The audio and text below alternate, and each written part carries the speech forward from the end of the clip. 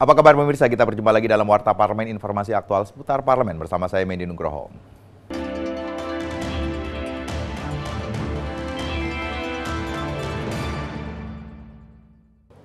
Anggota DPR RI optimis target kegiatan DPR RI pada masa persidangan 3 tahun sidang 2017-2018 akan tercapai dengan adanya koordinasi serta peran aktif dari pemerintah. Meskipun Indonesia akan memasuki atau menghadapi pilkada serentak tahun 2018 dan pemilu tahun 2019.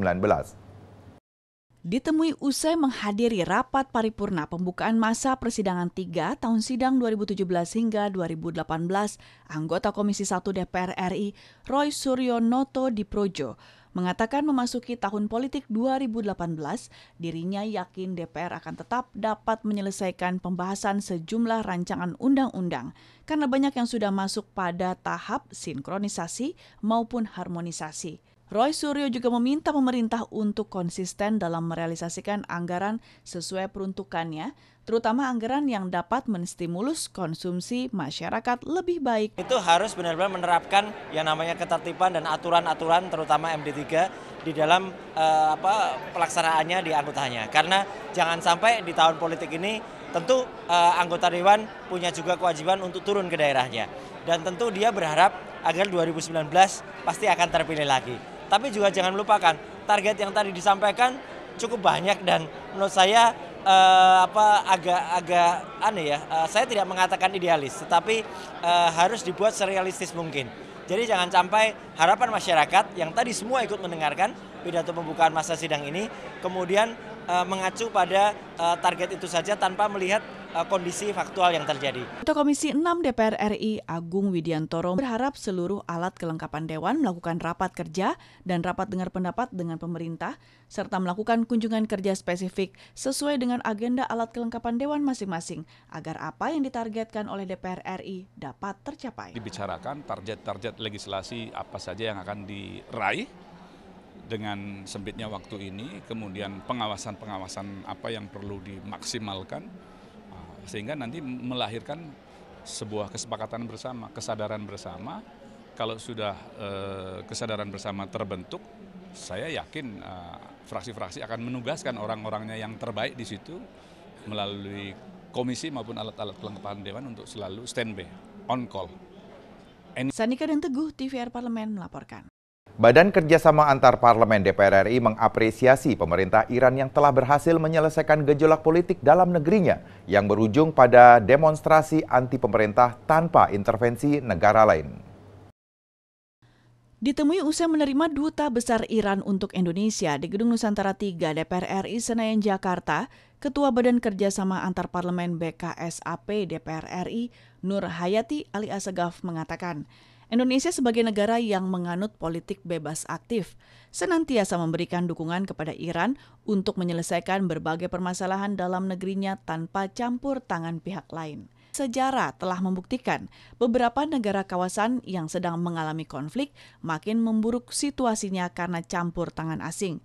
Kedepan, Nur Hayati mendorong pemerintah Indonesia agar lebih cepat dan responsif dalam menggalang dukungan bagi negara-negara sahabat. Ketika sudah selesai kita mengapresiasi, ya bisa menyelesaikan, tapi tolong supaya mereka tidak akan terjadi hadap-hadapan antara demonstrasi yang pro dan yang kontra government gitu. Tapi tadi bagus sekali ya, Dubes Iran memberikan penjelasan dengan baik begitu ya, dan kita mengapresiasi langkah pemerintah Iran dalam menyelesaikan masalah dalam negerinya.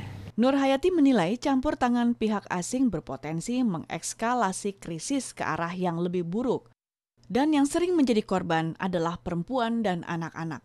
Untuk itu Nur Hayati menekankan pentingnya perlindungan atas kelompok rentan seperti anak-anak dan perempuan saat konflik berlangsung. Supaya Iran mengingatkan Iran bahwa jangan sampai terjadi korban ya, jangan sampai ada korban, khususnya yang rentan dalam korban ini biasanya perempuan dan anak-anak. Jadi kita minta supaya dalam menyelesaikan permasalahan ini tidak menimbulkan korban begitu. Jadi artinya ya pendekatan soft approach. Nur Fuad dan Kristio, TVR Parlemen melaporkan. Pelaksana tugas Ketua DPR RI Fadlizon yang mengapresiasi prestasi 20 siswa-siswi SD, SMP, dan SMA se-Jakarta yang terpilih mengikuti program Children Champs di Thailand dan Vladivostok, Rusia. Fadlizon berharap kegiatan ini dapat mempererat hubungan Indonesia dan Rusia sekaligus memberikan pengalaman terhadap siswa-siswi Indonesia dalam mengikuti kegiatan internasional.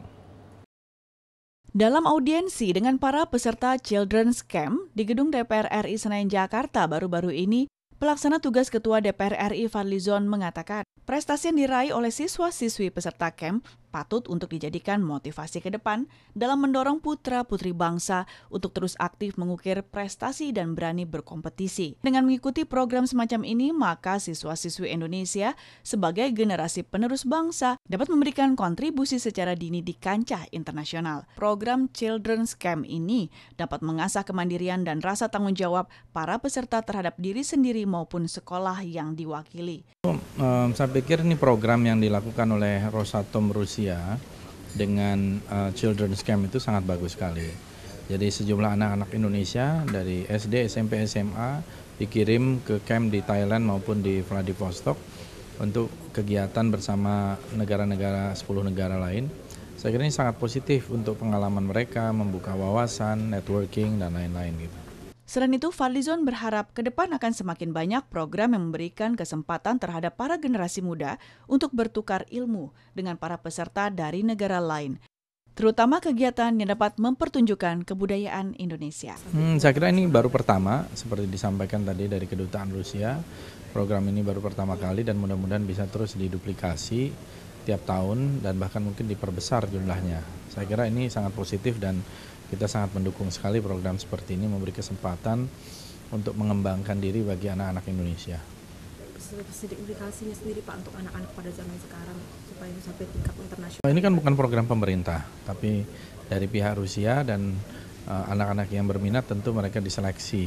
Dan ini yang saya kira perlu disosialisasikan mungkin kegiatan ini supaya banyak yang mengikuti lebih banyak lagi anak-anaknya. Terkait Pilkada 2018 ini Pak. Naomi dan Bani, TVR Parlemen melaporkan. Demikian Warta Parlemen kali ini, sampai jumpa pada Warta Parlemen berikutnya. Terima kasih atas perhatian Anda. Wassalam.